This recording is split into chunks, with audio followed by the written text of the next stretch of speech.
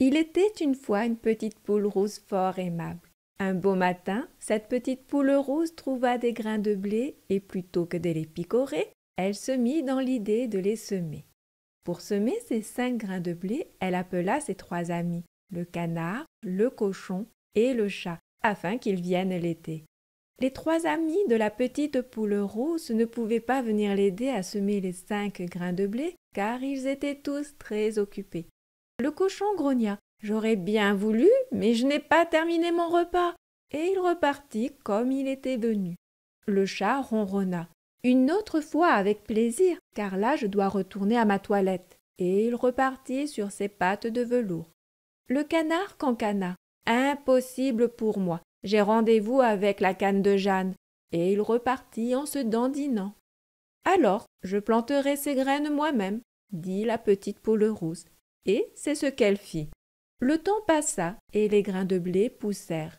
Bientôt arriva le moment de la moisson, le moment d'aller faucher les grands épis de blé, et bien évidemment, la petite poule rousse appela ses 3 amis pour qu'ils viennent l'aider. Le canard cancana. « Je n'ai pas le temps, il faut que j'aille barboter. » Et il repartit en se dandinant.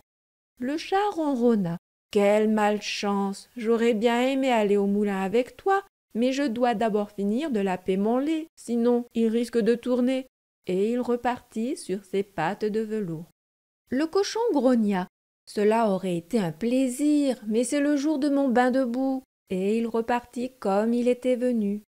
Alors la petite poule rousse alla toute seule moissonner les épis de blé.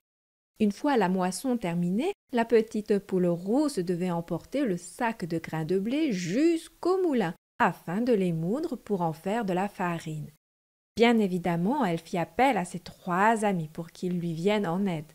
Le chat ronronna. « Je voudrais bien, mais je crois avoir vu passer une souris. » Et il repartit sur ses pattes de velours. Le cochon grogna. « Très volontiers, mais c'est impossible maintenant, car c'est l'heure du goûter. » Et il repartit comme il était venu.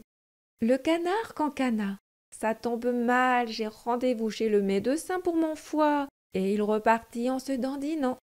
Alors la petite poule rousse alla toute seule jusqu'au moulin avec son sac de blé et en revint toute seule avec son sac de farine. Arrivée chez elle, elle prit la farine, de l'eau, du sel et de la levure pour préparer sa pâte à pain. Et pour l'aider à pétrir, comme il se doit, elle appela ses amis. Le chat ronronna. « Oh, je suis bien désolé, mais je dois aller défriser mes moustaches. » Et il repartit sur ses pattes de velours. Le cochon grogna. « J'aurais adoré, mais je dois faire tourbillonner ma queue en tire-bouchon. » Et il repartit comme il était venu. Le canard cancana. « Ah, flûte, je n'ai pas le temps, je dois vérifier si mon col est bien vert. » Et il repartit en se dandinant. Alors la petite poule rousse pétrit toute seule la pâte, la mit à reposer, à gonfler, puis fit cuire le pain dans son four toute seule. Quand le pain fut cuit, elle appela ses amis. « Qui veut m'aider à manger le bon pain ?»« Moi, moi !» grogna le cochon. « Moi, moi !» cancana le canard. « Moi !» ronronna le chat. Mais la petite poule rousse qui avait semé le blé toute seule, qui avait moissonné toute seule, qui avait porté le sac de blé au moulin toute seule, qui avait préparé la pâte à pain toute seule, leur dit alors « Eh bien non, puisque jusqu'à présent j'ai tout fait toute seule, je vais continuer. » Et elle mangea son pain qui était délicieux.